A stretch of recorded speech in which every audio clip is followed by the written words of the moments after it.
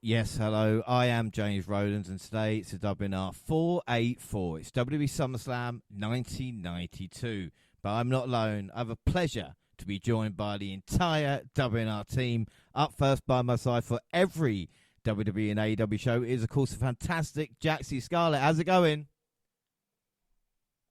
Hello, hello. I'm doing very well, thank you. And how are you, James? I am really excited. I know wrestling all of us have got to watch, and I'm forcing the three of you to go back 31 years to watch this event, and I'm hyped for it. Now, again, I don't want to be rude, and you never ask a girl her age. So how much do you weigh, Jaxie? No, I'm joking with that, but again, SummerSlam night. I mean, are you are you aware of the event? I mean, Wow. were you born? Can you give us like? I think the one thing that I will say, which I was hoping to bring up today, is I have to give you a nod of appreciation and a little thanks because you're making me do my homework. I was only 3 years old at the time of this, so I would not have watched this live. And getting a chance to actually have a reason to go back and watch SummerSlam 1992. Yeah, I thoroughly enjoyed the nostalgia of actually going back to an era that I was very much a child in. So, yeah, it's going to be an interesting discussion today, I think. Yeah, and I don't want to blame you for this show, but I mean, we were at the Clash when I think both you saw the couple of SummerSlam clips on like the Titantron, Yeah. and we're going, Yeah. James, I was already, like 3 or 4 beers in at this point as well, so don't hold that against me. No, I was saying hopefully we can have a look at wrestling history, and it should be good. Of course, definitely. Well, up next, our resident NXT expert and New Japan deity. It is, of course, Monty. How's it going, man? I'm going good. I'm watching a lot of G1 wrestling as of recently, so I had to calm my expectations down a lot, because a lot has changed and a lot is completely different when you're talking about the current product and what we're watching. Hey, I'm looking forward to it. I've watched SummerSlam '92 in spots. Like, I was a DVD guy growing up, so I had a lot of old classic DVDs, and I watched, like, I think it was the Legion of Doom DVD. They had this match on there, had their match that we're going to be talking about on there, and I watched a Bret Hart DVD. With he's done a lot of content when it comes to about his match with Bulldog. So, hopefully we get to talk about a little bit of that. But yeah, that's kind of that was pretty much my only viewpoint of this show. I've only seen those two matches before all of this, so watching the show in its complete bliss and just see how things were in '92 and just how different everything feels. This was a brand new experience for me, so it was cool to get a chance to do this. But I wasn't born yet, so get ready for. I knew you were going to say that. Yeah, I wasn't born, so yeah, it was 3 years before I was even born. So she was 3, I was -3. So there you go. So yeah, here we go. We'll see if I'm a little too young for this. Yeah, and again, yeah, like later, you before. Yeah, but again, it's quite a culture shock from go to New Japan, the strong style, to WWF in 1992. Yeah, completely different. Oh my goodness, so different. Oh well, it should be good. But last, but by no means least, God save our gracious G. Long live our noble G. God save the G. Send her victorious, happy and glorious, long to reign over us. God save The queen of the WNR. It is Gina. What up? Yeah, I am the queen. That's totally a perfect song. I actually think that's my favorite one. Why am I not surprised? Why am I not surprised? I'm out of breath. I've got to be. Hey, gang. So Gina, you're here. Like I said, we know how old you were. What was your recollection of SummerSlam '92 before I asked you to watch it today? Okay, so this is where I'm gonna say you can tell which one is the elder twin and which one's the younger twin, because my sister was all like, yeah, we're gonna get to kind of delve into legendary wrestling, do some history on it, and I was like, oh, really? I don't want to watch something so old. Then she had to convince me to watch it with her, just so that I could be being a part of the show tonight. And I was just like, I don't really want to. And it's not because I don't care for the legends. I do. It's just it took my sister convincing me a little bit just to have a little bit of interest of going back there.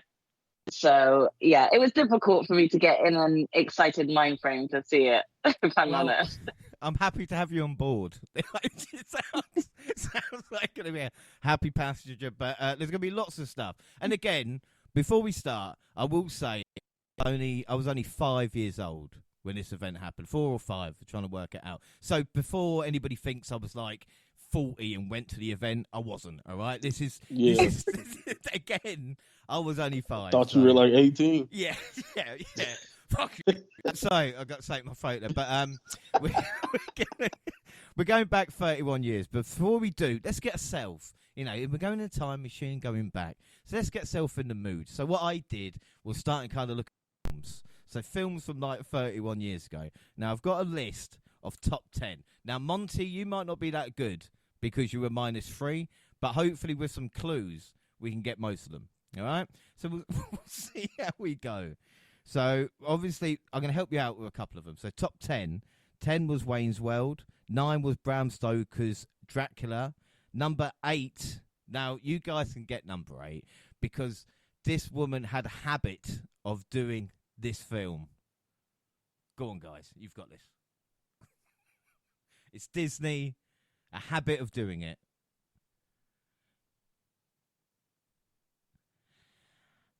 No? Well, that's Sister Act. Pass.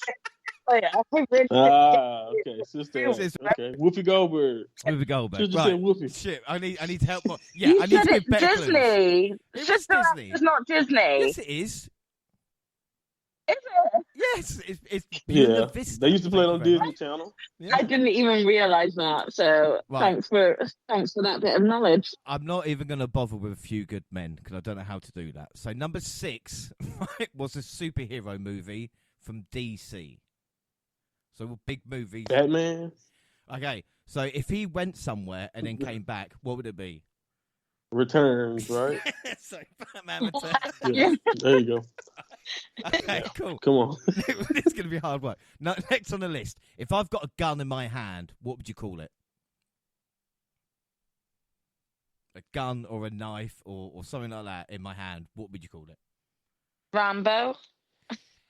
No, it's used for something. So what would it be when you use something on some? Sure. So what's a gun? What is a gun? A weapon. Right. Lethal yeah. weapon. Oh, right. lethal. But if I had more than one, what would it be? Lethal weapon too. No, more than that. No, I got More no, than lethal that. weapon. Yes, yeah. Right. Oh my goodness. I didn't know they made 3. I think they made 4, but I mean, Are you under a rock? Hey. he's getting too old for this No, shit. I've only seen one. He's getting too old for it. That's what's the problem. It made 320 million. Like I said, the 5th top film in 1992. 4. If I was doing a clue, I'll be sitting in my chair and then open up my legs. What film is that? Basic Instinct. Yes, yeah, we're getting there. There you go. Right. I did not mean to scream obviously this. a I feel like I'm sat at a desk right now with my hand in the air. I'm going to stop. Right, so up next, number 3. Now, it's not going to help you guys, but this is one of my favourite movies of all. It is a kids' movie, but it's about one kid especially. And this was huge in the early 90s. This is the sequel. It's about one kid and Home Alone? Yes. So Charlie and the Chocolate Factory? Oh, wait, what is it? You got Home Alone. But it's not the first one. Home Alone 2. Full title for a bonus point? Anybody? New York, right? Ain't that the New York one? Yeah, Lost in New York. Yeah. There we go. Yeah. Right, number 2. I know a little bit. Number 2, the film. I'm just going to do like one bit. I'm going to go, and The Bodyguard. Yes, The Bodyguard. Oh, okay. Can't believe how big Kevin Costner was in the 90s as well. 411 million. Now, the biggest movie of 1992 was animated. It was from Disney. So Disney animated 1992. There's been a live-action remake of it as well, where the person who plays the iconic role had been recast.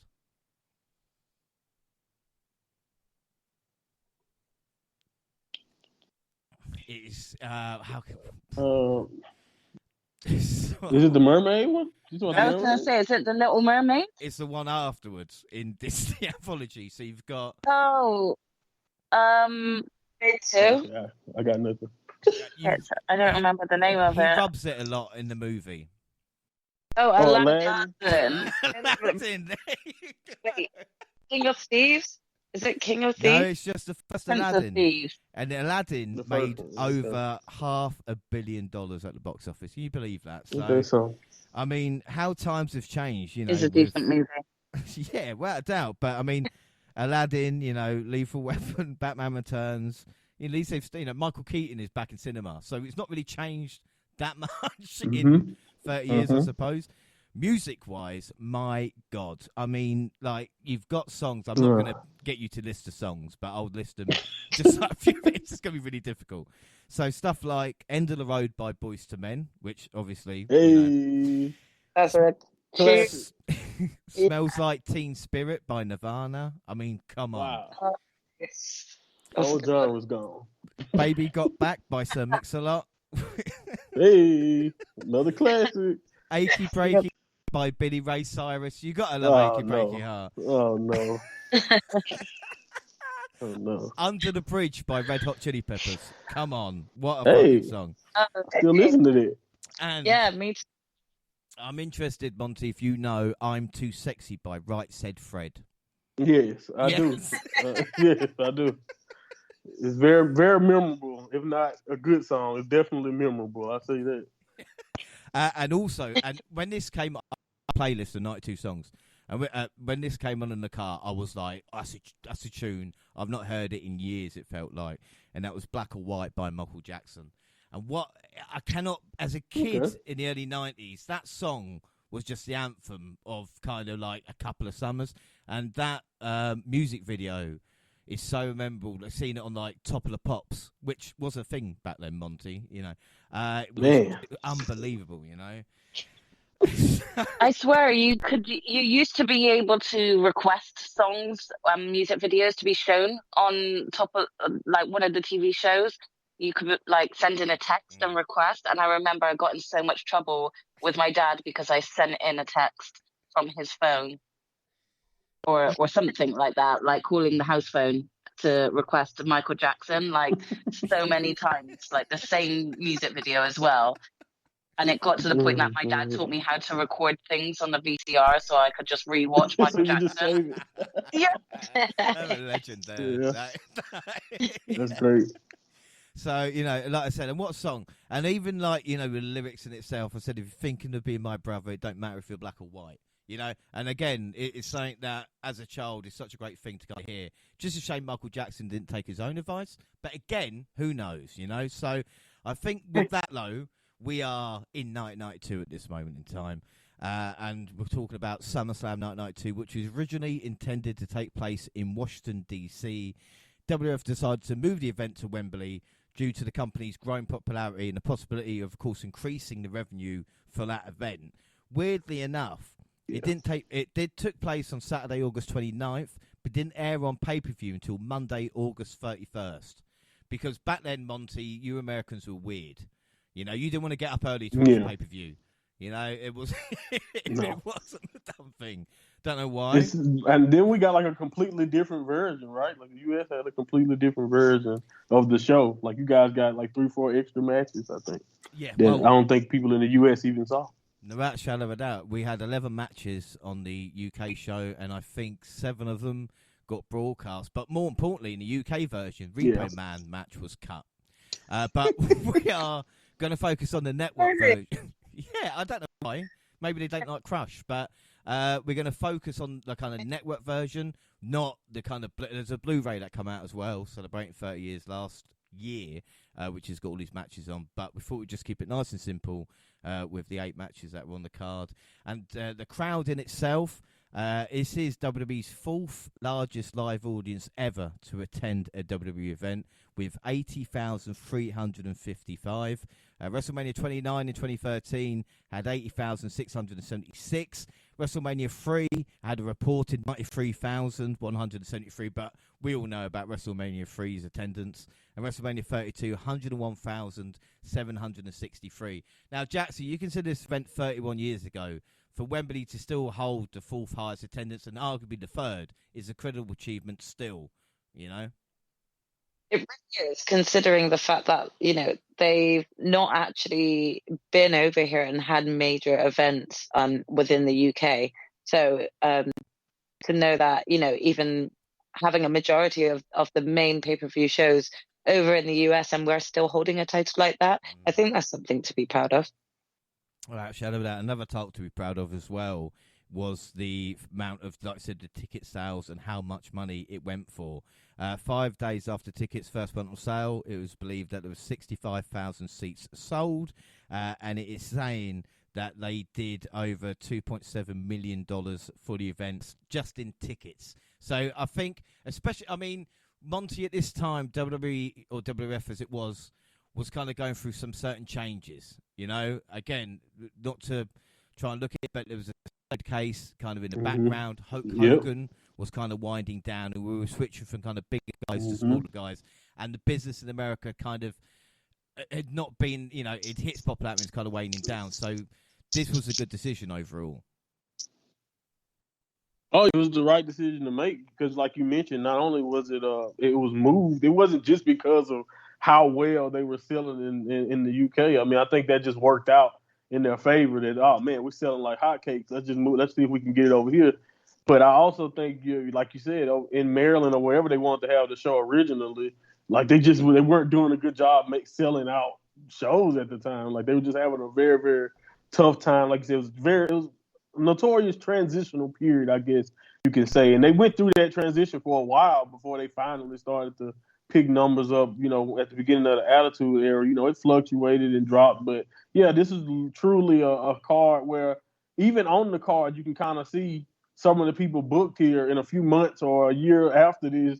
Some of these guys are gone, and you won't see them for years or you won't ever see them again. So, yeah, man, this is truly kind of a exciting but weird time in WWF at the time.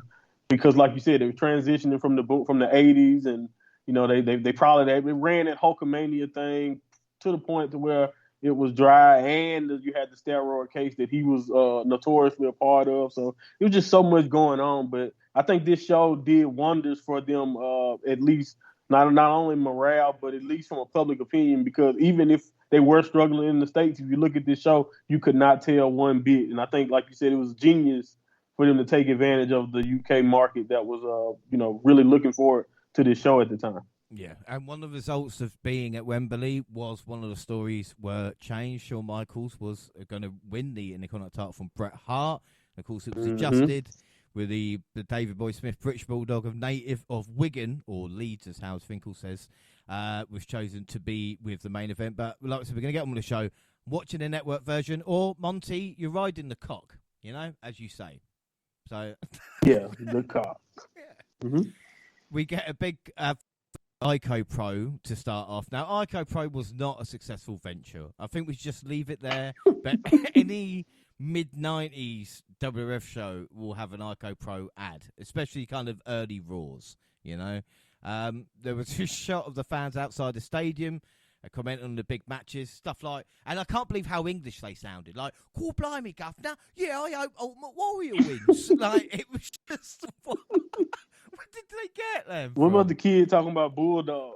Oh man, the kid, whether he wants to or not, I'm just like, what do you mean? Yeah, there's a It was kid, great. yeah, who says, "Yeah, the Bulldog's going to win, whether he likes it or not."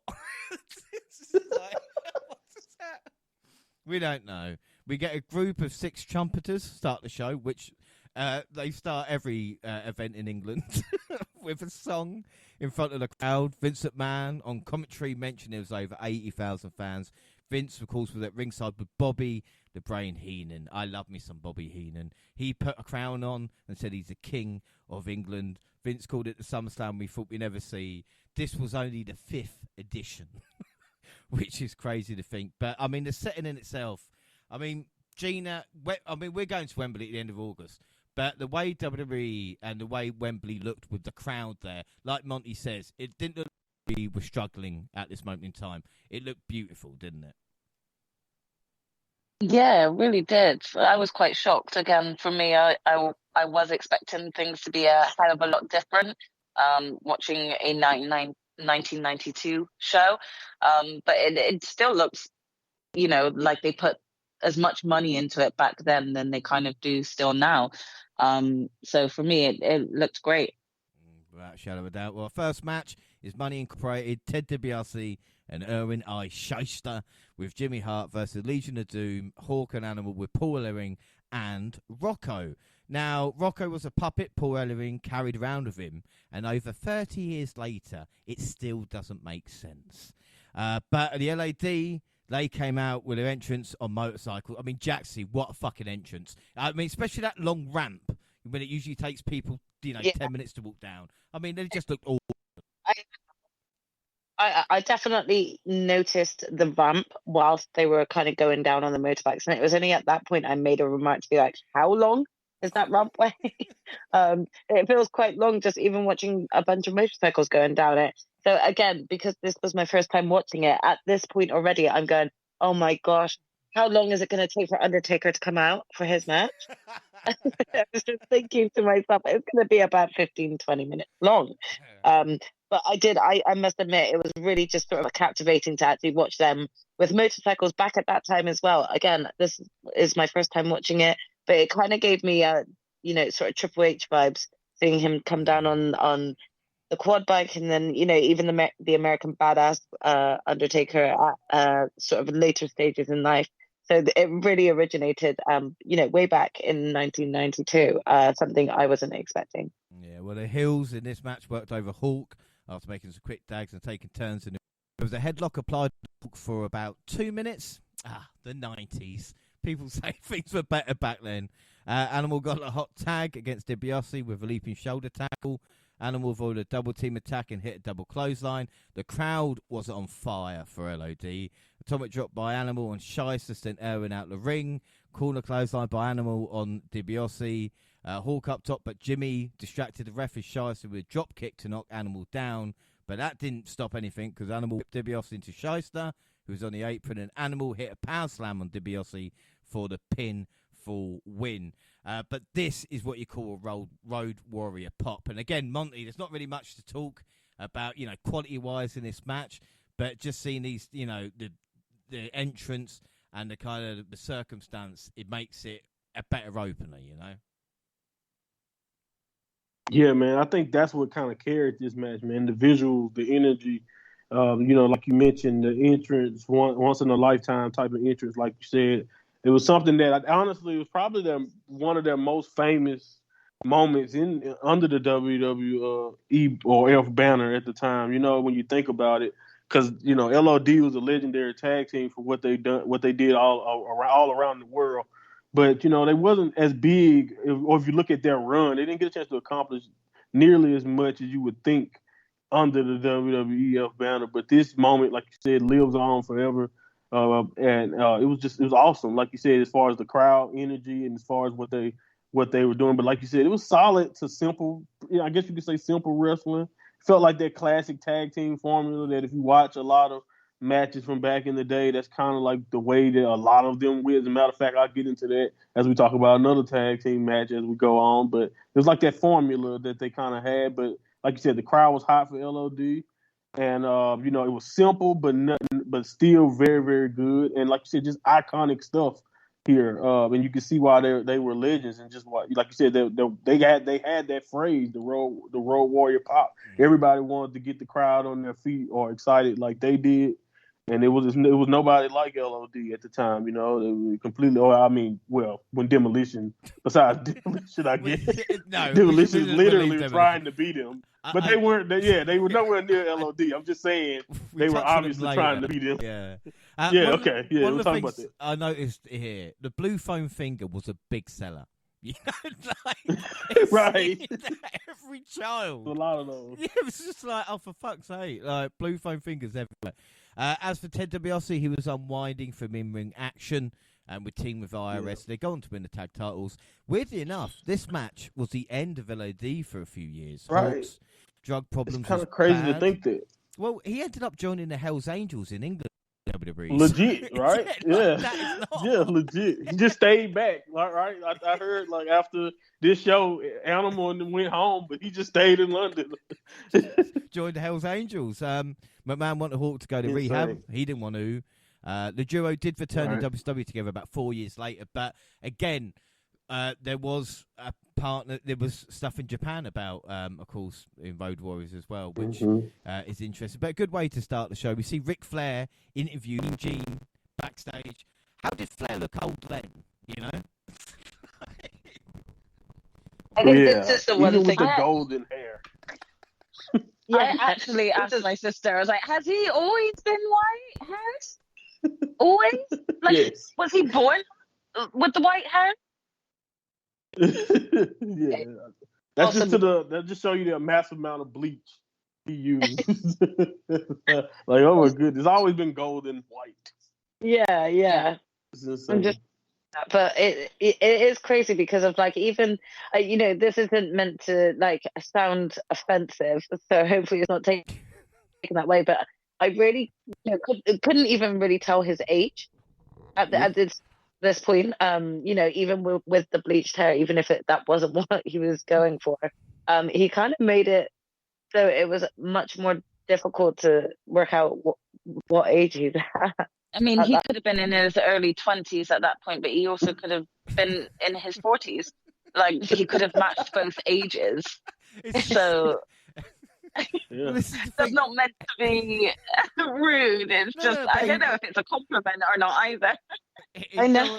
It's going to wrestle for like another 16 years. He was, like I said, he was past it at this point. So, well, some people said. This is Flair's debut at SummerSlam. He was in his wrestling attire. He wasn't booked for a match. I guess he travelled on a plane like full gear. Yeah. Maybe he didn't get the memo. And by the time he turned up, he was like, well, I'm already in wrestling gear, so might as well see what's about. Yeah, well, the story was about who's calling Mr. Perfect might be in during a Savage versus Warrior match. Flair didn't answer Gene's question about whose corner he'll be in. He just said Perfect was in the dressing room of the winner. Virgil was interviewed by Sean Maloney about his match with Nails. Vince shielded the WWE SummerSlam hotline. And again, good bit of advice. Kids, make sure you get your parents' permissions before making the call. You see, you've got to get parents' permission. As we move on to Nails versus Virgil. Now, Nails' gimmick was that of a former convict seeking revenge on the world, especially Big Boss Man. Nails had one good match in his career, and that was against Big Boss Man. Nails choked Virgil. This wasn't it. This wasn't it. He choked Virgil for about a minute and tossed him out of the ring. Beat on Virgil a bit outside, back in the ring, boots to the face, and Virgil ran into a Nails clothesline. Nails applied an aggressive choke hold. Heenan said it was a sleeper. Vince said it was a blatant choke. Virgil was out, so the ref called for the bell. Post-match, Nails got the nightstick that once belonged to Big Boss Man and hit Virgil with it. Choked Virgil with a nightstick as well. Nails stared back, and that was it. What is interesting, it's not this match, but the stories of Nails, right? So if anybody's never heard of the story of Nails, Oh yeah. if anybody listening don't know what he looks like, has not watched this event, Google Nails, right? So here we go. He was released from his contract in December 1992, and you're thinking, no big deal, because that's normal. That's normal. Because he attacked Vince McMahon in his office over a financial dispute. I shit you not. Bret Hart, who's going to pop up a few times on this pod, he said he cornered Vince in his office and screamed at him for 15 minutes. He heard a loud crash, which was Nails knocking Vince over in his chair and choking him violently. The incident led to a series of lawsuits, believe it or not, with Nails even alleged McMahon had given him steroids on a number of occasions. McMahon denied the claim. Nails then filed a wrongful termination lawsuit claiming McMahon sexually assaulted him. Sexually assaulted. Yeah. That's what Nails is saying that happened. Wait, what? Wait, Nails is saying Vince sexually assaulted him? Yes. That's why he choked him. I guess that's the way he in a way. Yeah. I guess the other way. I guess, yeah. He didn't have Boss Man's nightstick in his hand. I mean, you he were just choking, controversy surrounding this pay-per-view, were you? This is what I'm saying. This is why Nails is fun, you know. He claimed McMahon also told him to take steroids. So not only did he sexually abuse him, but he said, you better take these fucking steroids because I don't like skinny boys. He gave it to him, and you know, like now, literally just allowed all of this to happen, you know? You might as well say he injected it for him and everything at this point. Yeah. Oh, God. Vince was hold him down and forcefully inject him with the steroids. Yeah, sure now. Okay. Oh, man. Believe it or not, Nails never worked in wrestling after this. I don't know. He did have one match in WCW as a prisoner. As the convict. Yeah, the convict in the prison, like and yeah. so we never got the Undertaker match. There were still people that are complaining that Undertaker and Nails were meant to have a feud, and it never happened. Oh, no. Thank goodness. We got cheated, guys. We got cheated. Exactly. Virgil went on to join the NWO, but that's a whole story for another day. that is something else. I was surprised how over Virgil is, but I guess this was after he, finally stood up to Ted or something, I guess. Not, but so. You got London really loved Virgil that night. It was the most over I ever heard of Virgil. It didn't last long. It didn't matter. And the match was dog shit. But we see Bobby Heenan mentioning soccer and cricket. So we're in England, right? Because they're mentioning both of them. There was a shot backstage of Lord Alfred Hayes standing outside the Randy Savage locker room for the whereabouts of Mr. Perfect. Sensational Sherry was interviewed by Mean Gene. She was the manager of Shawn Michaels. Mean Gene narrated some clips to show the build from Michaels and Rick Martel. The story was she had a crush on Martel. Even though she managed Michaels, Sherry did a promo saying both men had agreed not to hit each other in the face. In the face? In the face, so no strikes in the face.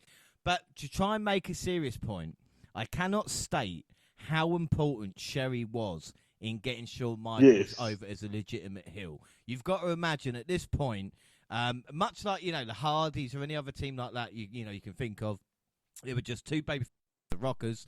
This was coming months after Michaels threw his partner Jannetty through the barbershop window, becoming a single star. And personally, I prefer Sherry's Shawn Michaels theme over Shawn Michaels' theme. That happened just shortly before. Yes. Shortly after that, like SummerSlam, but before SummerSlam. Yeah, before. Well, this is kind of Michaels on his the first singles run as a heel. At the beginning of his solo career, really. Yeah. Right. Okay. Because I couldn't really work at this point, where we were in that stage, whether or not his partner had been injured or anything like that. So I was trying to work it out. Yeah, and literally Sherry took him to that next level of Intercontinental Challenger, and it's so important in this. The match itself. I mean, there were similar egotist type heels, so there's not a lot you could do. Sherry was showing a lot of cheek, considering this is a PG. I mean, my God, Vince did say there was a part of her outfit missing. I mean, I liked her outfit. I mean, she had the boot. I thought she looked really good especially for that time. I just thought, she's working it. Sherry always worked it though, man. She had a very juicy booty, so. Like you said, she always worked it. Without a doubt. The wrestlers agreed not to hit each other in the face. Sherry checked on Shawn on the floor, and Martel gave her a big hug, which led to her smiling. Sherry was gold in this as well. Each guy did roll-ups while grabbing a tight... That smile went off of her face into the stadium, seriously. That smile was so white. Well, we see him grabbing each other's tights because they're heels. Michael's got a boot for a pinfall with his foot on the ropes, but the ref saw it, so Martel got a roll-up for 2. Both guys ended up slapping each other in the face. Sherry on the apron yelling about it. And then what she decides to do? Just faint. I mean, how great was that? This was just brilliant. It was absolutely hilarious. I was laughing so hard at this. I was like, oh, you pathetic bitch, get up. Well, that's what I'm saying. Heenan had a funny line about how he knows when a woman faints. Michaels checked on Sherry on the floor. Martel shoved Michaels away and did CPR on her. He was having a good time, no doubt. She wasn't having a heart attack. She didn't need CPR. He's like, look, I know what she needs. I know what she tried just giving her the kiss of life or something, but no, he was like, I'm going to break her ribs. Well, like we said, it turned into a slugfest. They went up the aisle and the referee counted them out. But it wasn't about that, really, because post-match, Sherry sat up and saw the two guys fighting up the aisle. Right. Realising maybe it's not going to be great. Michaels went back to the ring to take Sherry to the back by carrying over her shoulder. But Martel went back to the ring, punched Michaels, and Martel carried Sherry. Michaels, knocked down She takes the best bumps of the match. Like, she's just bumping all down the rim. She was taking it a bit. And yet she was faking that she was, still knocked out after each blow. I was like, girl, you get up. Single one of those. Get up and get out the way. These two are still fighting and you're just in the way. Well, then she gets left alone. On you. Michaels picked Sherry. Martel with a bucket of water in his hands, and he tossed it onto Sherry. And like I said, she got to wake up. She was left alone as Michael chased after Martel, and she went after him. This was so stupid. It was fun. I can't put into words. It really was. I thoroughly enjoyed it so much, James. It was one that I wasn't expecting to just be so engrossed in for the entertainment rather than for the wrestling. But this was one of those moments that it was just way too funny. You could not be entertained by it, That's what I'm saying. Do you think this is what is missing from nowadays somewhat? Just to be able to have a little bit of fun. That's what it felt like. Yeah. Best double count out ever, probably. Yeah. Didn't even care that they got counted out. Nope. Yeah, it was great. Well, we should say there is no relationship or relation between Sherry Martel and, of course, Rick Martel. I thought they were married for years until I Googled it, and I was like, oh shit, there's no. But Vignault. Vignault was his real last name, so maybe he changed it because of it. Maybe. Yeah. He retired in 1999. Sherry would go to WCW and take Harlem Heat to the next level. Harlem Heat. Oh, my God. Man. Like I said, Sherry was excellent here. Heenan supporting her with the story. This is why Heenan's such a great colour commentator as well, because he was supporting the story, going along with it. It made me think that it's saying that Michaels might be in NXT nowadays. Monty, it's like the way NXT is. I wouldn't be surprised. I wouldn't be surprised at all. He definitely could pull that one out of the cap.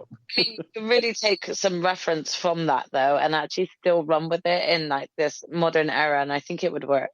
Yeah. Well, I think it would work as well. I'd be interested in that, but not making it too cheesy. This is a thing, a modern twist to it, Yeah.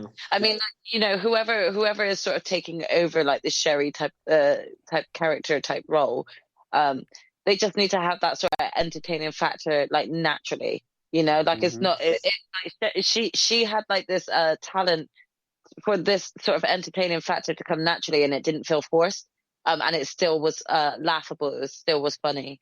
And they need to kind of just find that in a wrestler again, because you know, I think that sometimes this is what wrestlers struggle with, not just females but males, and it's like, you know, naturally winning the audience over with, you know, humor. In a way, I want to say Carmella had a little bit of that. You know, whenever she's entertaining, and because she's quite loud and she can be heard sort of by the crowd, even without a mic. I think like she did have a bit of that before she went off to do the I'm pretty phase. You know, when she was doing the Mella is money phase, I think like that's how she kind of won the crowd over, because she was quite entertaining.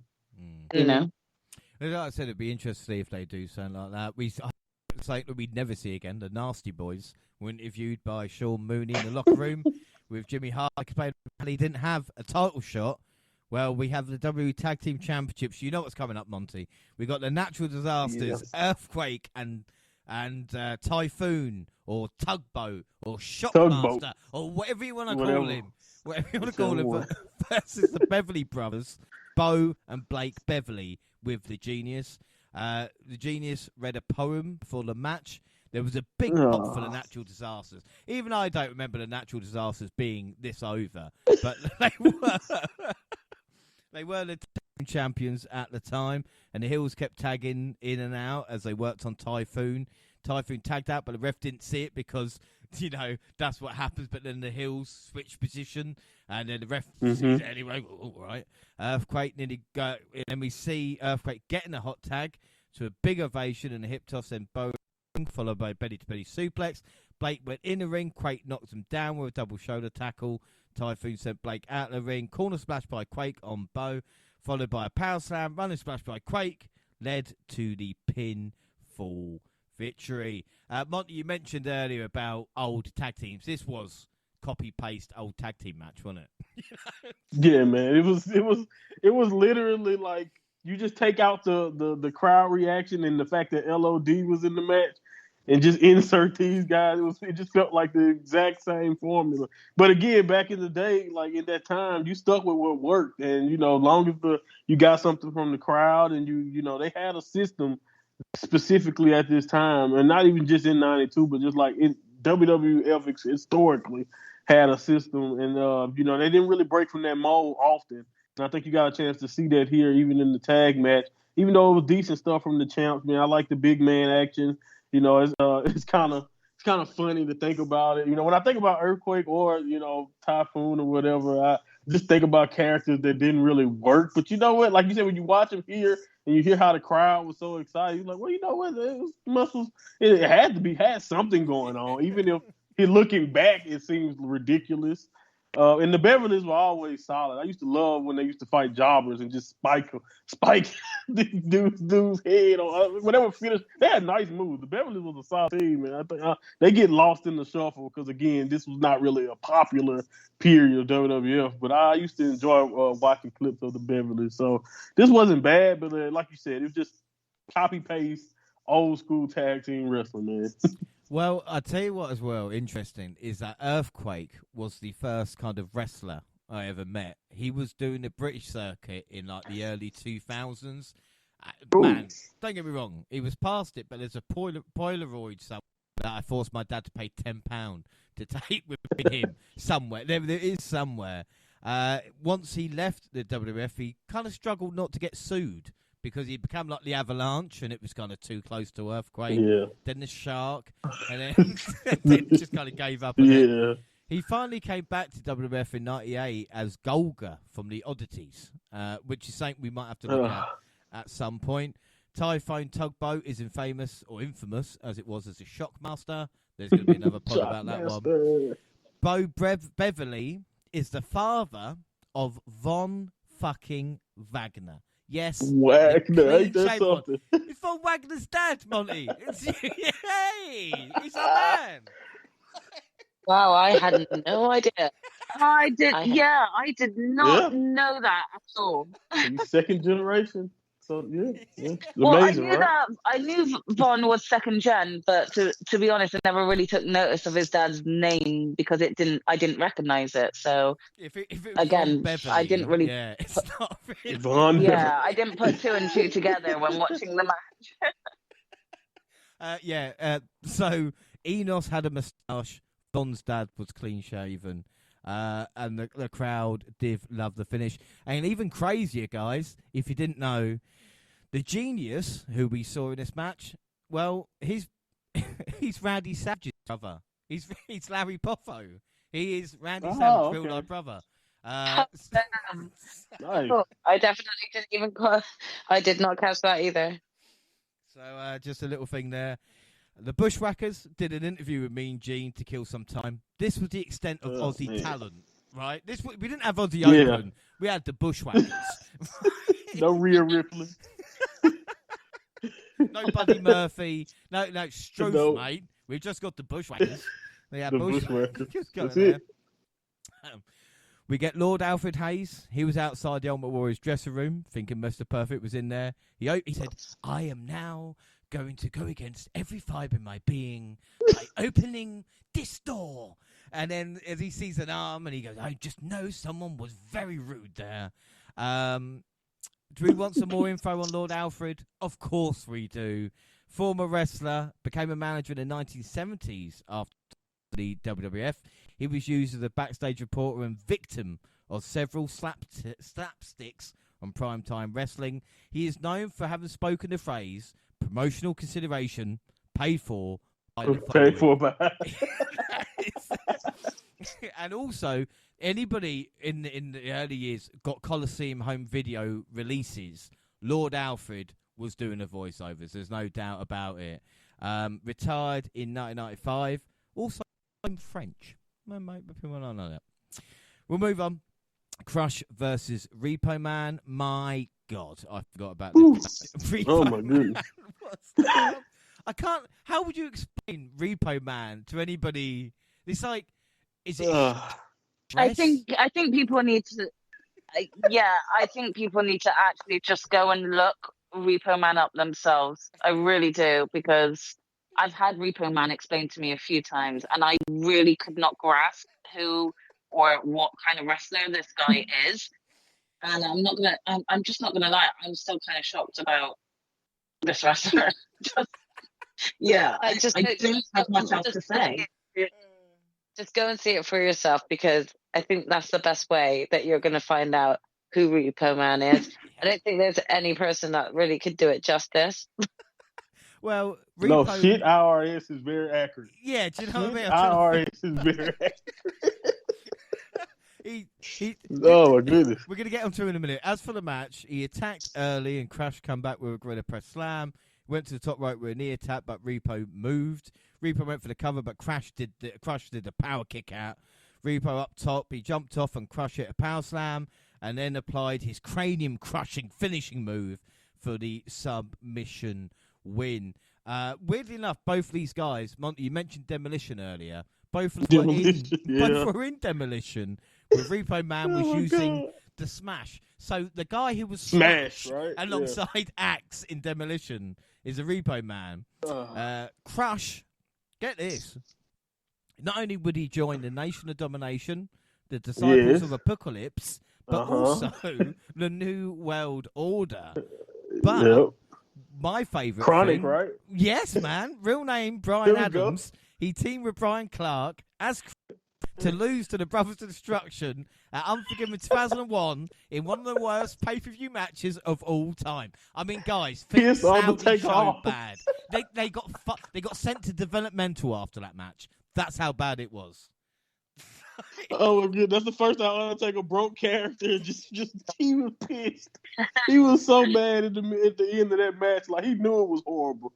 Like, I've never seen Undertaker break character. That's how bad it was. They made Undertaker break character. Damn, like, nah, you know you done fucked up when that happens. But the thing is, it's like Crush faced Randy Savage at WrestleMania 10. But I think Crush, he looked quite cool. But it's just shit. You know what I mean? Yeah, just shit. noticing to the Undertaker, not even Vince McMahon. I'd have been like, "Excuse me." Here. Shit finish, shit name, just like that's just you. Oh my goodness, I almost feel bad for him looking at this iteration of Chris, honestly, because I watched a lot of WCW, so I knew what Chronic was coming into WWE at the time, so like it was hilarious to see just how fast they got cast aside as nobodies. Because they were big shit. They were supposed to be tough guys in WCW, you know. It was wiping out people in 5 minutes for the most part, jobbers for the most part. But yeah, very, very interesting career Brian Adams had. Very, very. But we'll move on. There was videos leading up to the Savage versus Warrior match, with Savage attacking Flair and Perfect after a promo, while Warrior saved Savage. It was furthered by more promos between the four men. Also a tag match with Warrior and Savage against the Nasty Boys that led to a lot more troubles, with Flair and Perfect attacking Warrior and the Nasty Boys attacking Savage with chairs as well. What confused me was they were calling it the main event, and I'm thinking, shit, what happened to the Bulldog match? it's now your time for the main event. I go, hang on a minute. No, we haven't seen it. I just that. But yeah, the WWE Championship match of Man Randy Savage versus the Ultimate Warrior. The Ultimate Warrior made his entrance to a thunderous ovation. The attire was different from what he wore in previous years. He had on a singlet. Randy Savage came out to I hated them. Right, so we didn't like that. You didn't like his singlet. I hated Warrior singlets. Mostly because I was like, what the hell are you covering up, Warrior? like seriously. Like you're jacked to shreds. And then another thing, his singles was flesh colored. It was one that was even worse than this one that just matched his tan. And I'm like, dude, I can't even tell you got anything on, Warrior.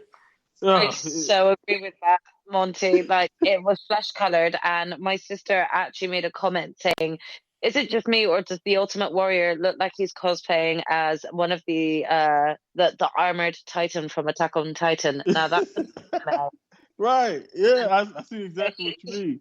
Yeah. Also, he inspired Giant Gonzalez, or was inspired by Giant Gonzalez. Did he lend it? Because that's what it looked like. Oh my goodness. But yeah, that's all I could see then after that was just looking up and seeing this like Titan, sort of that introduced into anime in like for another 25 plus years, and yeah, here he is, like dressed like one. All right, we know about what I mean. Gina, how iconic did Macho Man Randy Savage look? What a legend. I mean, definitely. I've never actually seen, I know Randy Savage. I've seen some of his best moments and clips on YouTube, but I've never actually sat down and watched a match of his, fully through. So when I did see this come through, again, yes, I was the moaning little sister to my twin, do we have to watch this? Can we just watch, a Cliff Notes catch-up version? And when I saw Randy Savage come out, I just thought, no, actually, I'm so interested in this. I'm really excited to, watch a match with him in. So, yeah, he definitely had star power, and the crowd just loved him. They were so loud.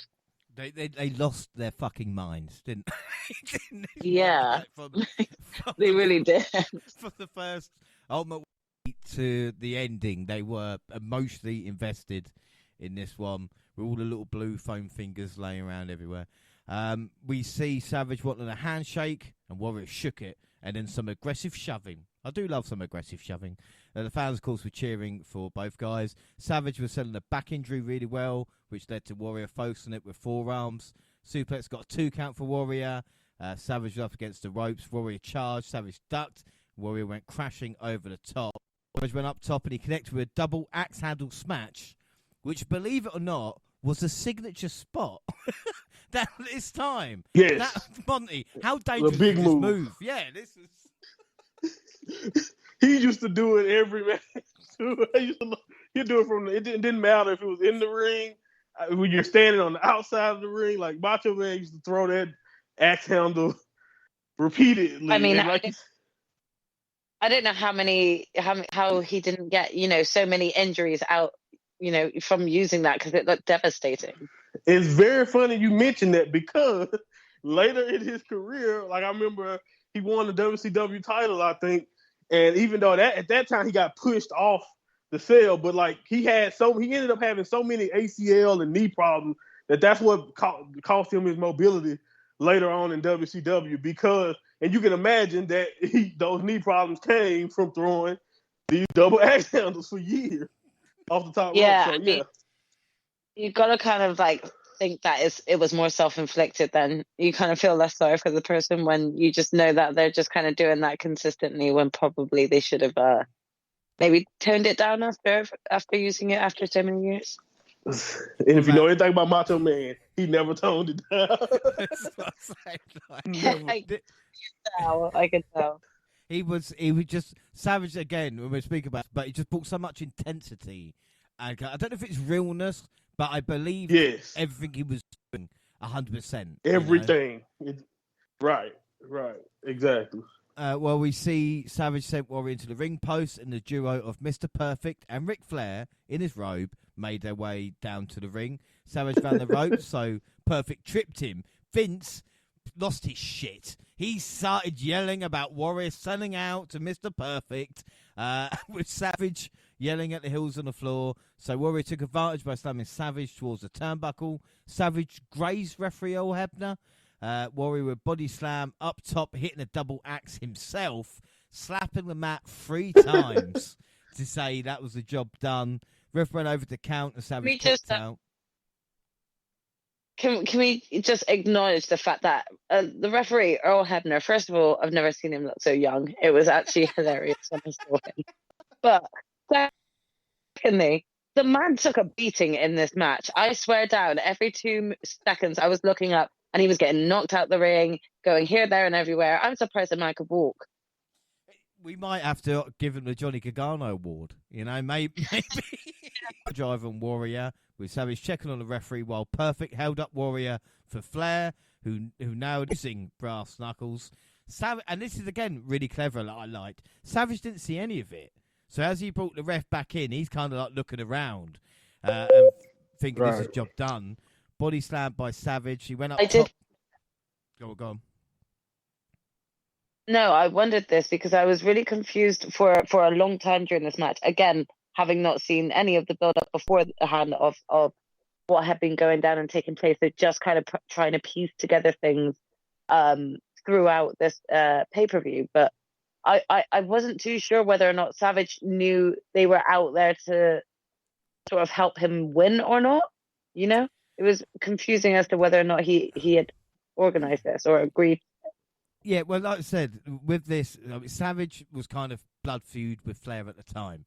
They had a match at that year's WrestleMania where Flair had, said to Savage, he's going to show a picture of Liz, exposed because they were having an affair. Savage lost his shit and beat Flair for the title. So this kind of, as the kind of Hulk Hogan-esque, had left. Yeah. This was kind of set up to Warrior to turn heel. And I was going to say it, but I'll mention it now. This is all Warrior's fault because Warrior was meant to turn heel. Right.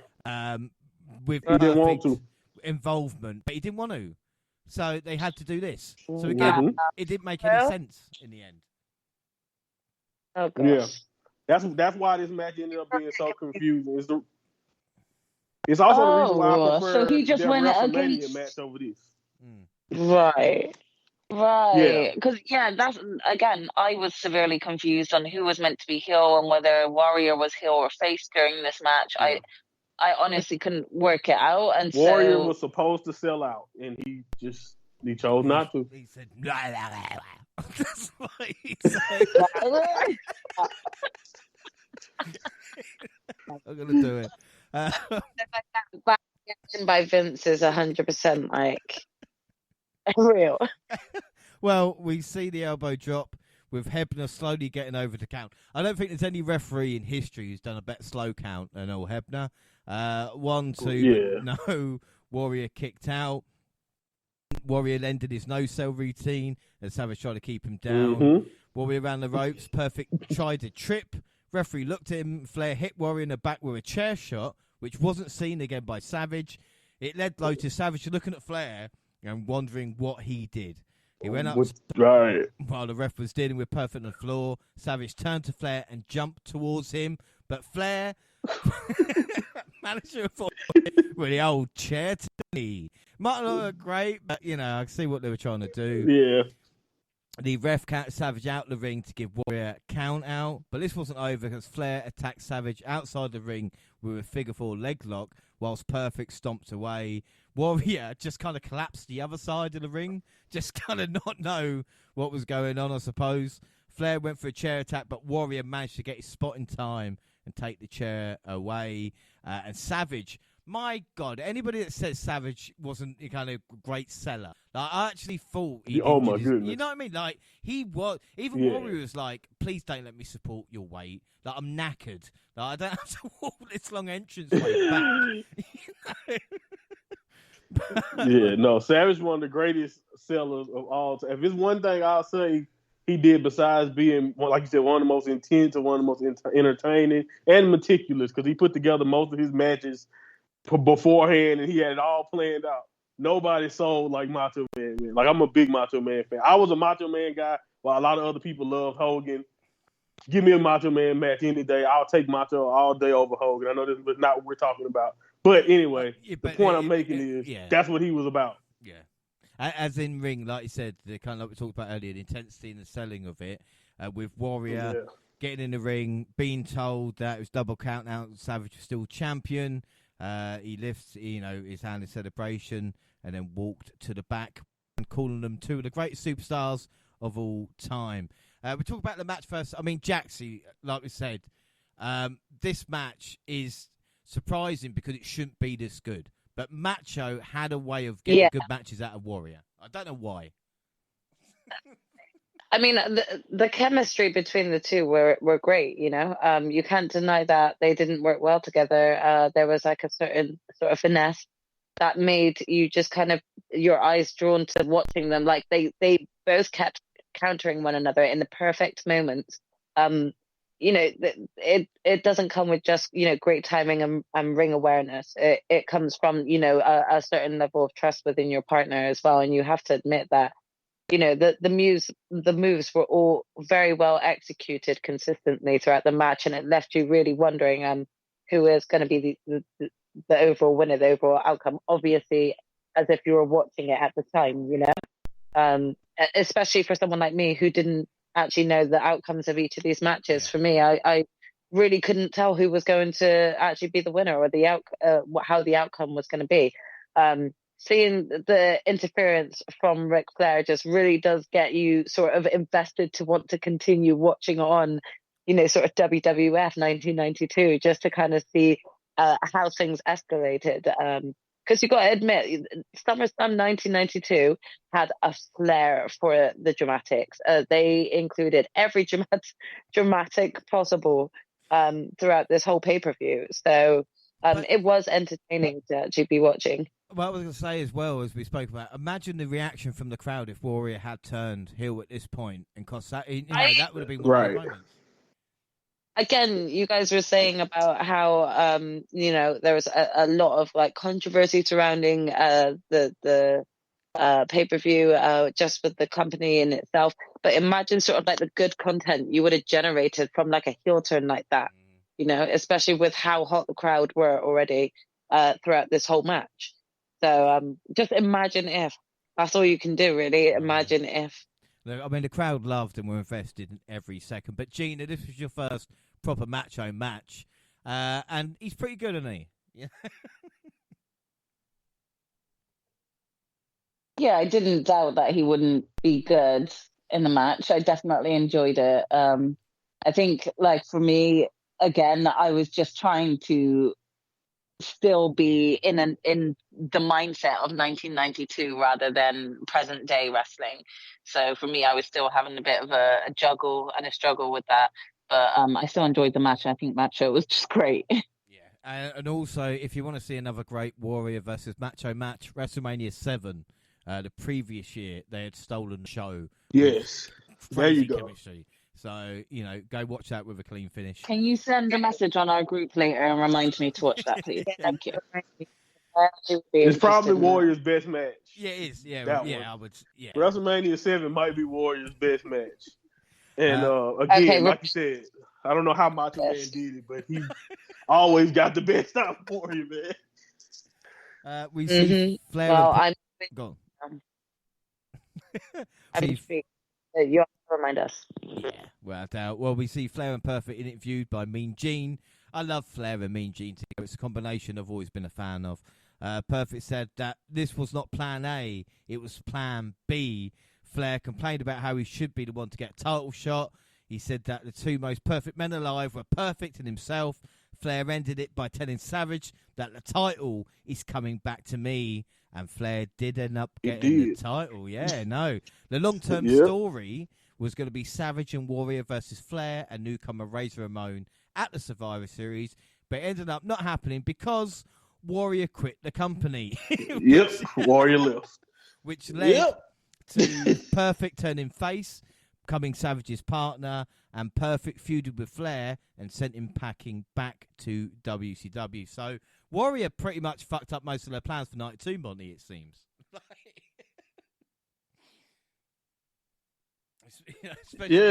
It's amazing to think how much didn't go as planned right there. Like, it's just amazing. One guy just screw up months of play. But that's, again, I think that, and that kind of, I'm not saying I support the kind of last minute booking that Vince started to do in later years, but that is some of the pitfalls of having your ideas planned out months ahead of time, is when you're dealing with situations like that. And that was this the contract dispute thing? Like, he wanted more money. Didn't he hold up Vince too? Like, not like nails. I'm pretty sure that was the previous, or that later. That was SummerSlam, I think, before, like 91 or something like that. And so this was one of those. That's one of those chances after that one. Okay, the previous year, he'd come back at WrestleMania 8, and people said it was a different Warrior because he dyed his hair. And then they were like, oh no, wait, no, that is Warrior. He then left at the end of night 2, wouldn't be back. Well, unless we talk about the Renegade, but we won't. Right, we're not talking about that. 96 when he squashed Hunter. So. Hunter, then he left again, and then you go to WCW and get embarrassed with Hogan. Oh my goodness, it's a lot. We can go forever with Warriors. Oh damn! I feel like Warrior had it rough. The 90s was a rough decade on Ultimate Warrior. The 80s were pretty great. The 90s, it started to get kind of tough for Warrior. But it's crazy to think how he can ruin that whole year's plans. Just by asking out or leaving the contract, and just you ruin everything, and now they got an audible. But it's amazing that they ended up getting what they got out of it. Wow. Was he known to be difficult to work with then, Warrior? Oh yeah, he was notorious for being difficult. It's to this point when he came back and went to the Hall of Fame. Before he passed and all of that. They're not lying when they say no one ever thought that day was gonna happen. That's how bad it was. Like, it was a lot of legit bad blood between Warrior and the company. So it's crazy that Dana Warrior, his wife, has had such an amazing relationship with WWE post death. It's crazy when you think about that. She was probably apologizing a lot on his behalf. I'm so sorry for how difficult my man was. Right. Yeah, it's crazy when you think about how far they came now before he passed. But yeah, man, he had a reputation for being pretty difficult.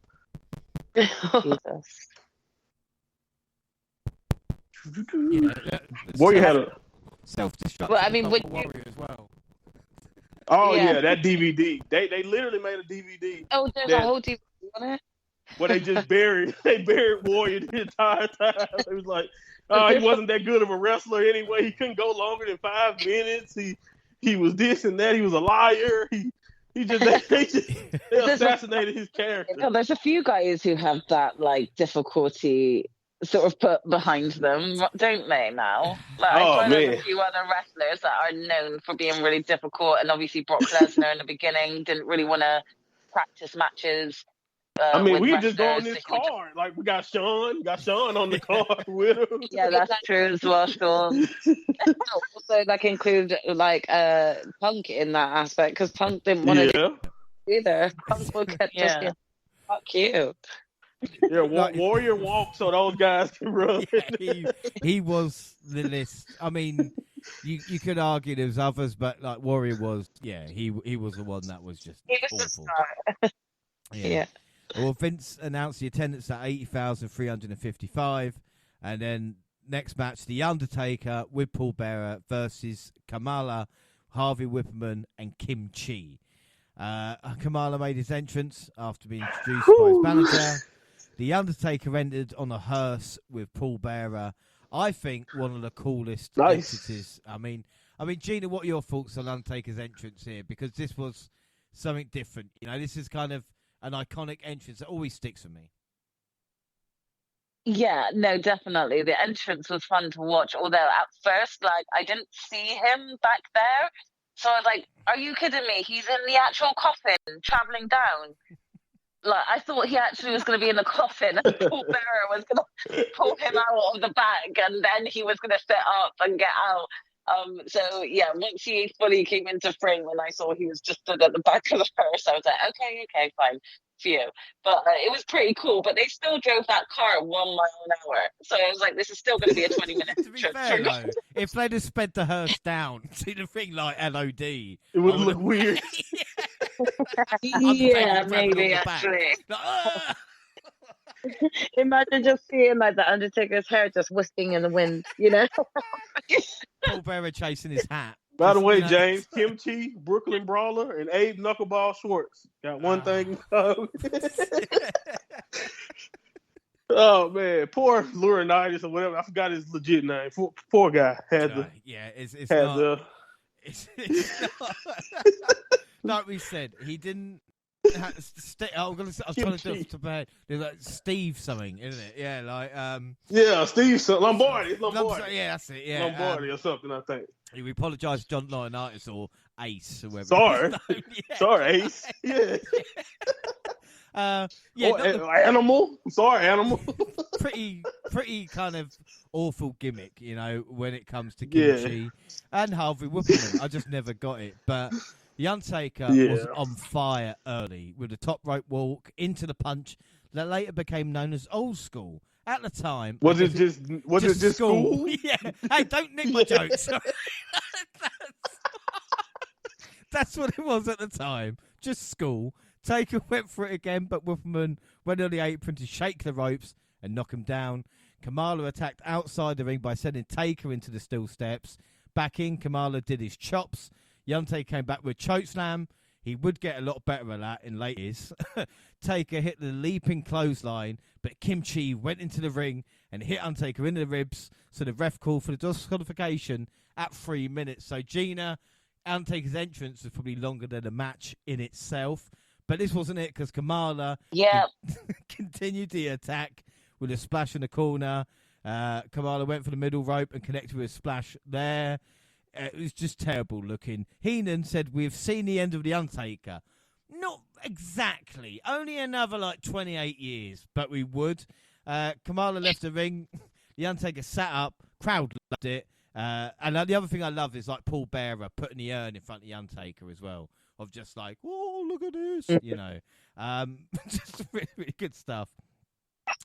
The reason they did the DQ and the post-match attack is to set up Survivor Series 1992, which was called a coffin match at the time, which is actually the first wrestling match I ever watched. I think my dad must have read about SummerSlam because we watched Survivor Series 92. I mean, I was 5. This is one of my first memories. So, you know, with Kamala, it's always done to going, Kamala, you will rest in peace, you know. As for Kamala, believe it or not, he was a Jerry Lawler creation back in the Memphis territory in 1982. He's from, Mississippi or something. He's literally just, the king saw him. Poor brother. You got now. That's what you are, you know, Oh, my God. To think about how brother. he got that. But, I mean, Jaxie, The Undertaker did get a lot better. But do you think it was a case of the opponents as opposed to anything else, you know? Because like I said, he was young and athletic at this point. I mean, definitely. I think that there was still a lot of sort of tweening that The Undertaker would do over the next few sort of years before he became that sort of iconic wrestler that everyone was screaming for. But I mean, he still had the pop back then too, you know. it's just a shame because I feel like matches like these, like where it's only 3 minutes long, they really weren't great matches for Undertaker back then to really showcase what he could do. So it was sort of like throw together the big moves and then throw in the DQ. As you say, it was to set up for Survivor Series. That was sort of like the next upcoming pay-per-view, right? At the time. So it kind of made sense to make it a DQ like that. But again, I said this pay-per-view was just full of the dramatics throughout all of these matches. There was always some sort of drama going on. I think that. Yeah, I did feel a bit confused with the DQ ending because, again, for me, I hadn't seen the build up to it, let alone, the aftermath, because I'm just watching this show randomly. But it was just confusing to me on why they did such a short match on SummerSlam for The Undertaker as well. Again, with that explanation, that makes a whole lot more sense. But at the time when I was watching it today, I was so confused to myself on why that ending came about. Yeah, they did with the Undertaker. The problem is obviously they did it with the Gonzalez the following year as well, whereas like the DQ match at SummerSlam at WrestleMania to get to SummerSlam. So it's just trying to extend a feud. But again, if you're just thinking, well, that was a bit of a waste, But Gina, you must be glad because we're on the main event already, so it couldn't have been that bad, No, of course. Originally when my sister said we're watching SummerSlam from '92, here's me thinking that it's going to be similar to today's shows where they're like 5-6 hours long, full of matches and loads of replays and ads. But back then, that's not what it was like. So again, it took my sister some convincing to get me to watch it. But after I had watched the whole show, I was quite grateful that I listened to her. Well, but we are there now. We are moments away from Bulldog versus Brett. But we do get David Boy Smith interviewed by Sean Mooney. He said, he was reading a script, but did it well. I think with Bulldog, he said he fought hard for 2 years to become the number one contender for the Intercontinental title. He steps in the ring as if he doesn't know him, but at the end of it, he hopes that the family can unite. Bulldog said performing in front of 80,000 people is a dream, and his other dream is that he'll be IC champion. Bret Hart, the Intercontinental champion, said he was one that introduced Bulldog to his sister. Awkward. And that Bret helped him more than anybody in WWE. Hart said Bulldog is one responsible for family tension because he's one that wanted a shot at the gold. Bret ended it saying he's going to win. Since it was necessary to have a bit of a story where each guy wanted to prove who the better man was. There were some dudes who played the bagpipes, of course joined by Rowdy Roddy Piper. If this was nowadays, Drew McIntyre would join them, I suppose. Monty, was Piper really playing the bagpipes? He can. I know he can, but I don't know if he was actually doing it. Yeah, I don't think he was probably actually doing it here, but hey, I think at the very beginning, it looked like he was, but yeah, I'm not too sure how quickly someone took over, Yeah, I don't think he lasted. Don't know. Can we just give a little bit of a shout out because what's British Bulldog's wife's name? Oh, Dana Hart Smith. Diana? Yeah. And she looks... No, that was his sister, wasn't it? No, Bret wife Hart. of Bulldog, Brett's sister. Yeah. Right, but I'm sorry, she looks like Princess Diana as well. And like she had sort of like the iconic sort of haircut and Diana within this sort of time period as well, just looked so similar to her. Yeah, she definitely had Diana vibes. Yeah, and considering she like a smacked arsehole. Do you know what I mean? Like she was. Her face is miserable. I kept asking my sister, "What's wrong with her?" Guys, seriously, what's wrong with her?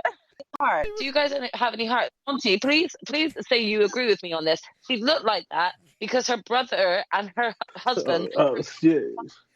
Yeah, she did look like Owen. You're right. She did kind of look like if I was pissed off. I'm just playing. Yeah, like when Owen's angry. Okay, no. That's not nice. You're right. That's not nice. I'm sure she was a wonderful lady. It probably didn't help with Sean Mooney, asking her, what's this family tension? Who's going to win the match? Tell me who's going to win the match. Calm down, Sean. Yeah. Just want to answer it. Relax. Yeah. Like, these are not wrestlers. So. Yeah. She just said she's supporting them both, and she's like, fucking cop out. You know? What you want her to say? So, main event, Intercontinental Championship, Bret Hart, British Bulldog. Davey Boy Smith entered first to a massive ovation. Now, I mean, Jaxie, we were at the Clash, obviously Money in the Bank recently, but I don't think there's been an ovation for a wrestler in God knows how long with British Bulldog. You know, you talk about CM Punk in Chicago, but Bulldog at Wembley at that time, everybody was on their feet. Yeah, I mean, I think I remember saying at this point, whoa, this sounds like it could have actually been bigger than the pop that Undertaker got there. I was not expecting that sort of pop. Obviously, putting together the fact that, you know, they are at Wembley, of course it makes sense. But yeah, it was just kind of like thrilling to hear that for the British Bulldog. Without that. And Lennox Lewis, how fucking young did Lennox Lewis look? I mean, look good. Yeah, he actually did well before everything else. Yeah. But like, you know, him coming out.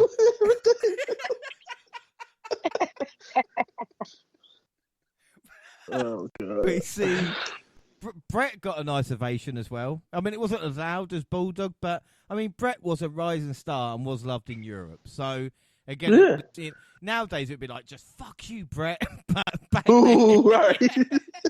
I imagine if this was an American or something who was doing like the patriotic gimmick, I was like, oh, they would have been throwing shit at him. It's a shame. I don't even think there was any like UK chants. There was nothing. We should have sang the national anthem. You know what I mean? Like I did at the start of the show.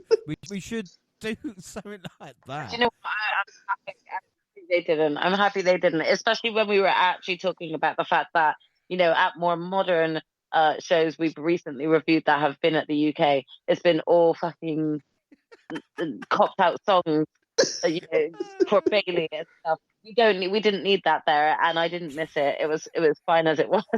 Hey, Bulldog! Ooh, I know the song didn't come out. Oh my time, gosh! But... I really don't think that you would have ever had anyone of them singing that to the Bulldog. Well, into the match, and Bulldog used his power early with a shoulder tackle to knock Bret out of the ring. When he got back in, Bret got a couple of near falls. Bret slept on a headlock, and you could tell he was kind of talking to him, but he couldn't hear it. In his book, Bret mentioned Bulldog was tired and forgot most of the spots. He had to kind of guide him the rest of the way. Monty, I don't like talking about this, right? Because I want to remember this match as iconic between these two wrestlers, not the fact that Bulldog was off his face on crack. So why don't you just tell us a little story? Just how bad man, Bret. That's a great point. Like, honestly, everything about this match that makes Bulldog look like a hero and all of that, I'm sorry. Like, Bret ruined that in his book completely. Like, 'cause the night before, apparently, Bulldog was with Jim Neidhart, and he was just coming down from a crack high. He forgot every spot that they rehearsed before the match. So Bret not only had to help him with his wind during this match, not only did he have to help him keep his wind because he blew up 5 minutes into the match. He was tired. He had to help remind him what spot and call it in the ring, basically.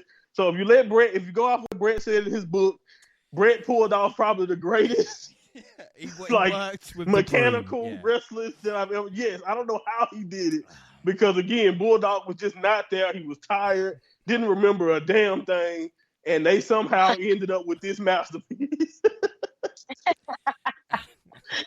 So yeah, I love that story. I'm sorry that you hate it, James. Yeah, I don't because again, it's like, do you know what? Bit of crack with the title day. Just it seems that I don't like it. He did a spot where Bret did a slung shot over the top, and ends up putting Bulldog down a nasty landing. Hart drove Bulldog into the ring post and rolled him back in the ring. He picked Bulldog up by the hair and yanked him down, which led to boos. They did a spot where Bulldog got a gorilla press slam, and Hart was sent groin first into the middle turnbuckle.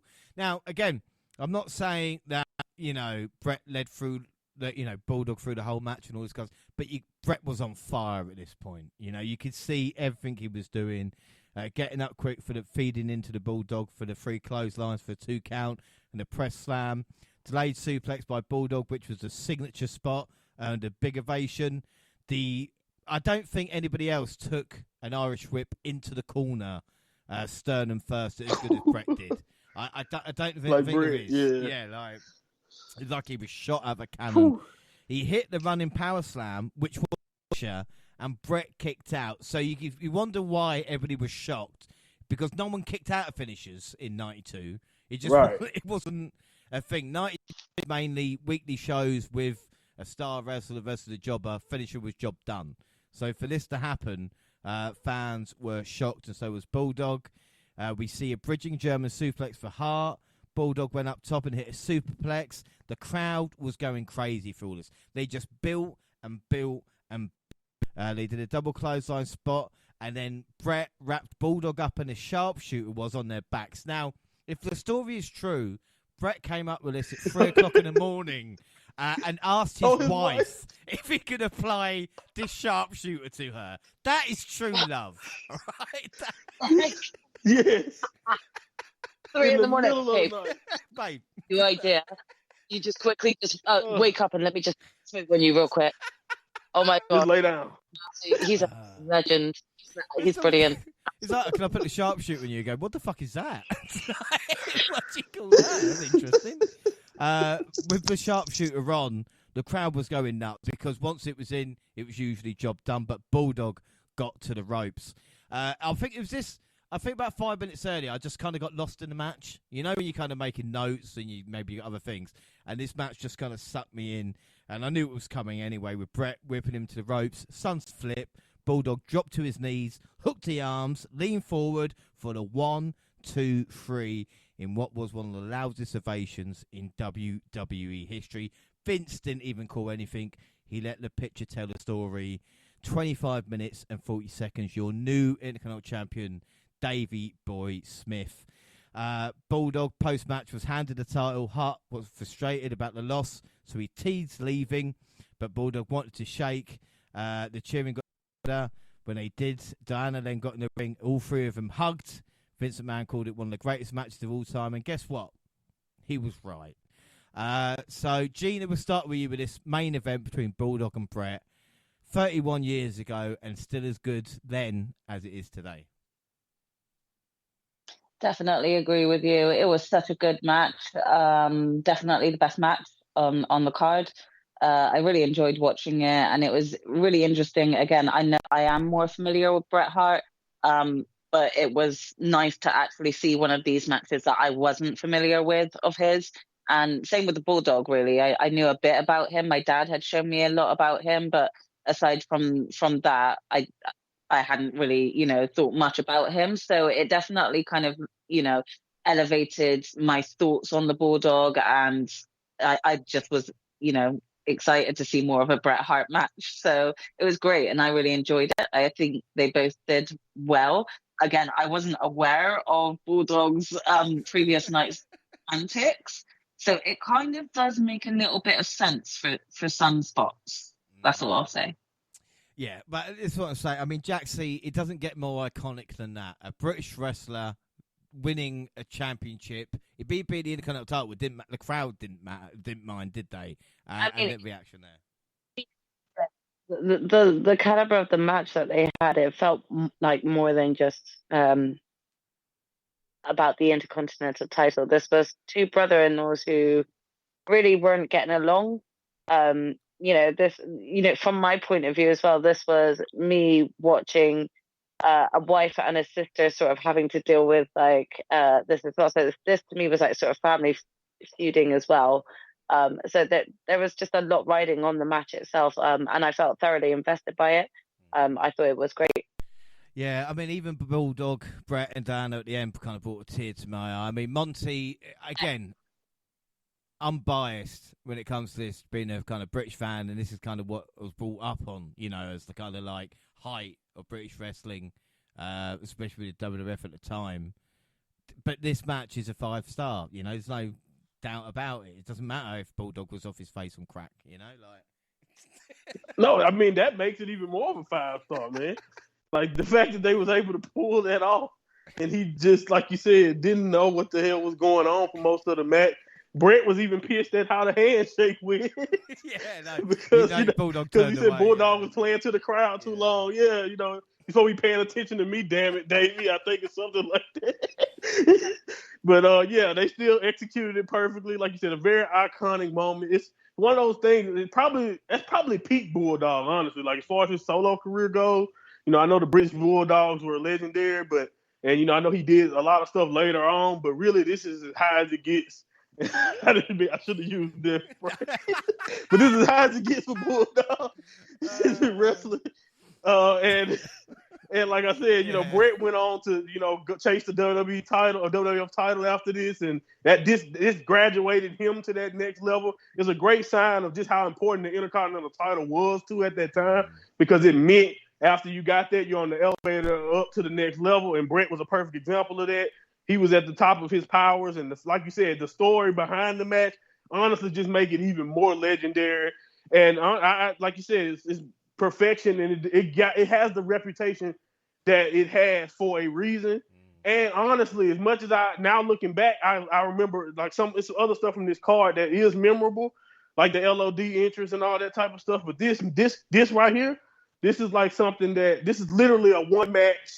Not the entire card, but like really, you can think about it and just seek out this one match, and it still hits. Like that's what I was wondering. It's like I've seen it years ago, and a lot of stuff when I was much younger was perfect. But now that I've watched so much wrestling over the years, I'm an adult.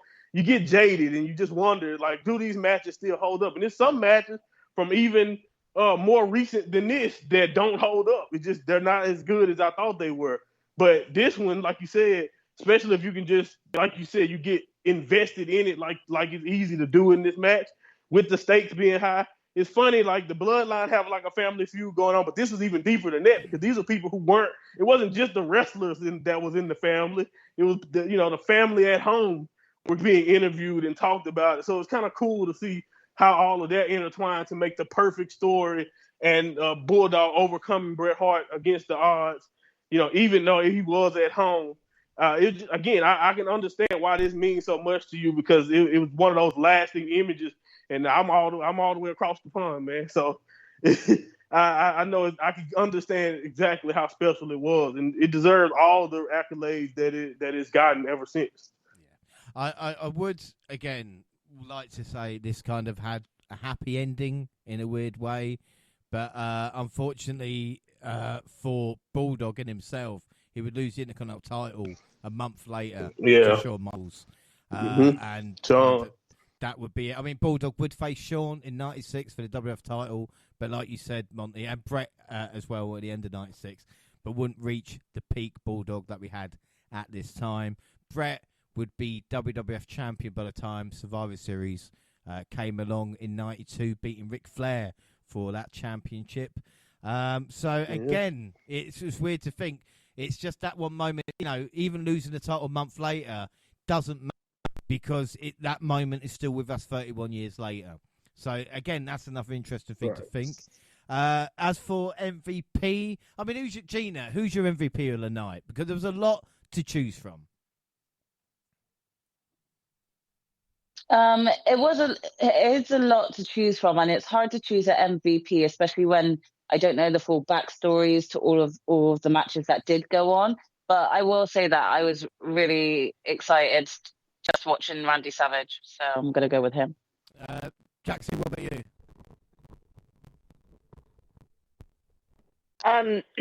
So I'm going to kind of like, it's not like exactly cheating, I would say here, because of like, I was going to originally go with Davey Boy Smith for the win and picking up the title, but after you kind of like explaining sort of the backstory. After Monty shit all over him, is that? I'm like, it's not. I feel like it needs to go half and half between both Brett and Davey Boy Smith. Like they both him for sort of overcoming this and becoming the champion for the first time, but also Brett for carrying the match. So. Monty, what about you? Brett and Sherry, man, like they left the most lasting impression on me. Oh my goodness, I laughed my ass off when Sherry was bumping for just for no reason, really, when you think about it. Yeah. And like you said, Brett being able to do this now again, you're right. Maybe it does tarnish it a little bit, but you can't blame me. Brett, the one wrote the book. James. Yeah, Brett wrote the book. Fuck Brett. That's what I'm gonna say. I don't care who upsets. No, but like you said, MVP, really, really good picks. I mean, Savage and Sherry stand out for me. I mean, overall, I mean, this is difficult. I mean, Jaxie, what would you score this out of 10? Because it's weird. It's got a 5-star match, but the rest of the card, I don't know. It just feels. I really, really enjoyed this event, but I'm not sure what to score it out of 10. Yeah, it's hard because from an entertaining point of view, I actually think it was quite entertaining. Like I've said this a few times, but it had a flair for the dramatics in this pay-per-view, to say the least. And so I can't deny that I didn't enjoy the pay-per-view, but if we're talking about caliber of matches, we really did sort of only have the one sort of really high caliber match that took place. So, I mean, if we're going out of 10 here, I think I'm being really kind, and I'm going to give it like a 6 3/4. Yeah, that's fair enough. I mean, Monty, what about you?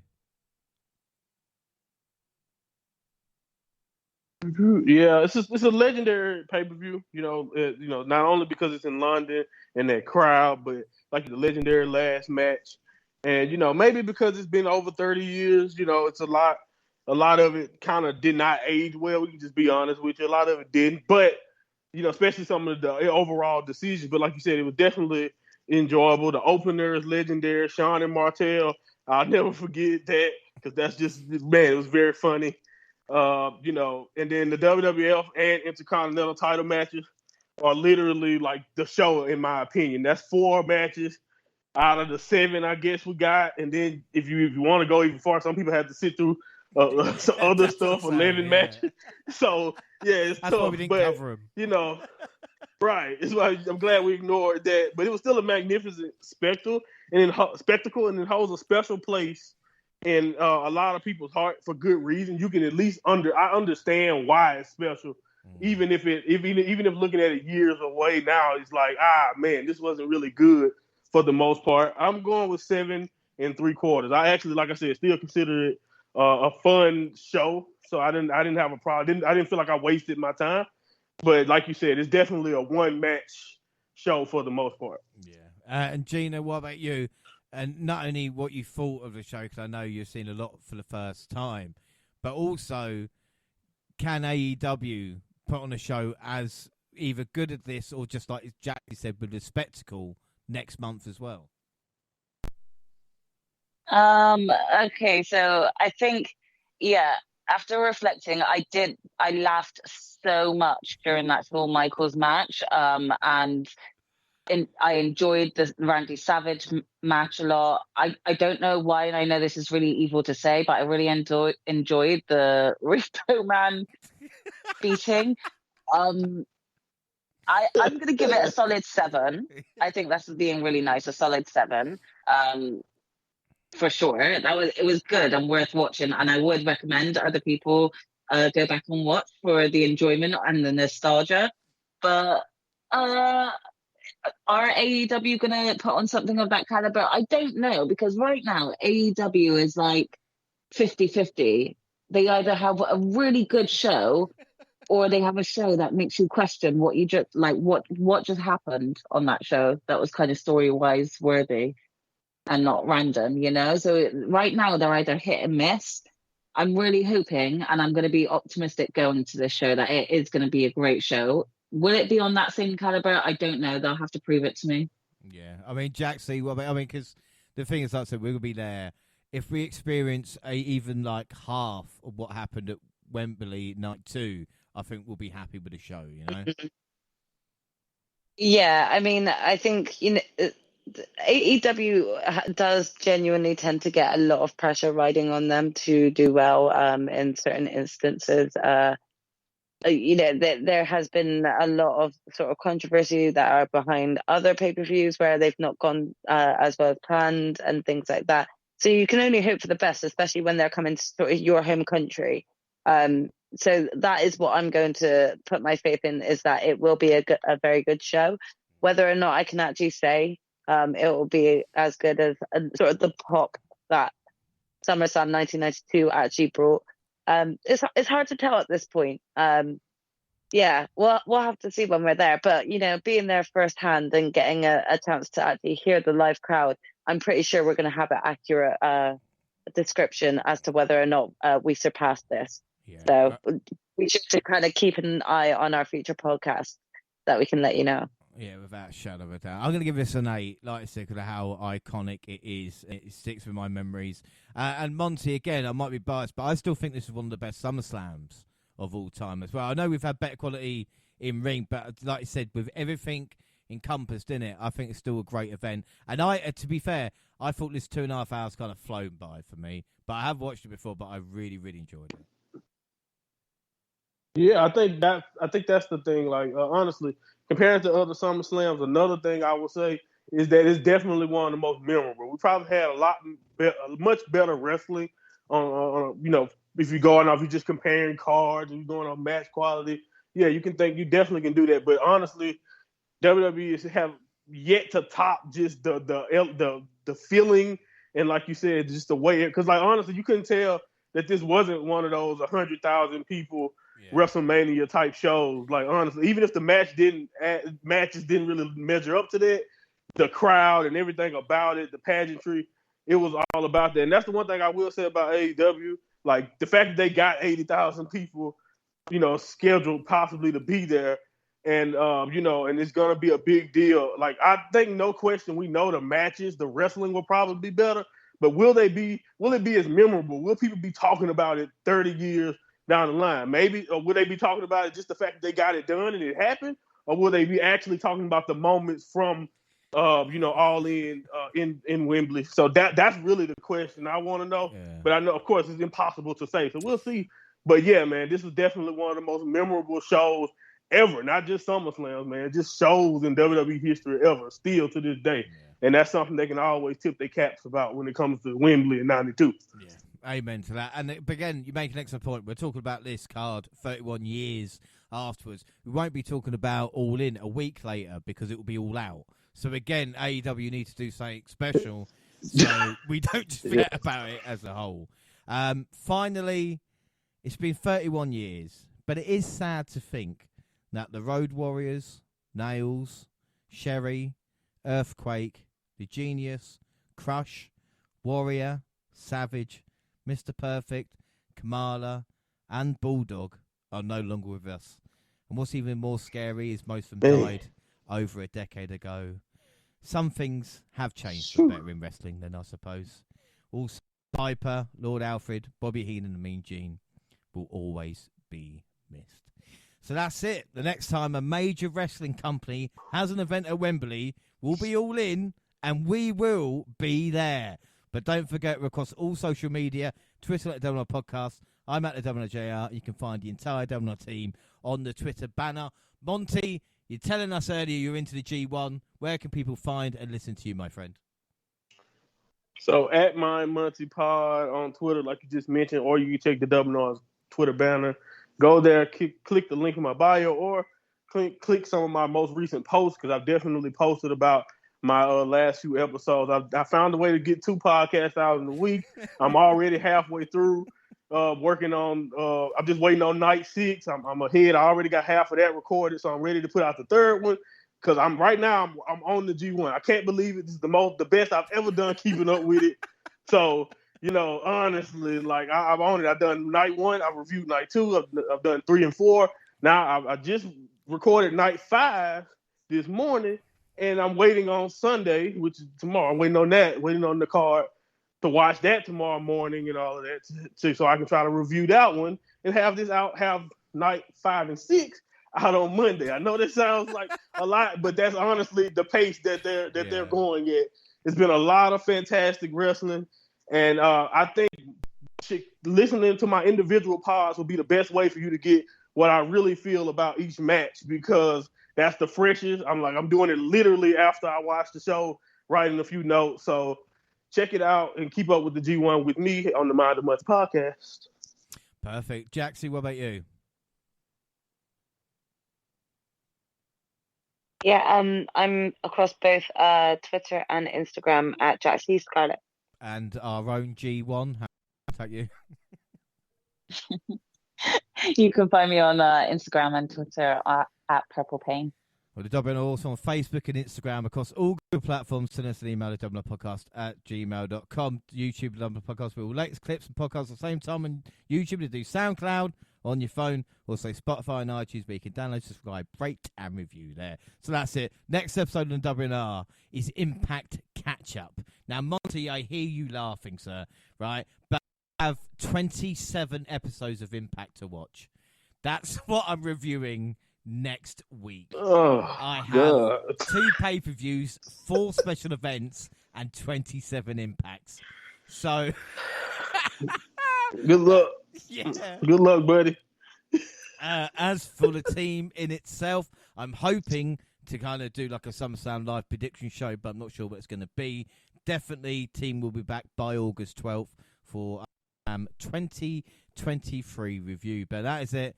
Until then, I was James Vales, was joined by the fantastic Jaxie Scarlett. Thank you very much for joining me. I hope it was worth it.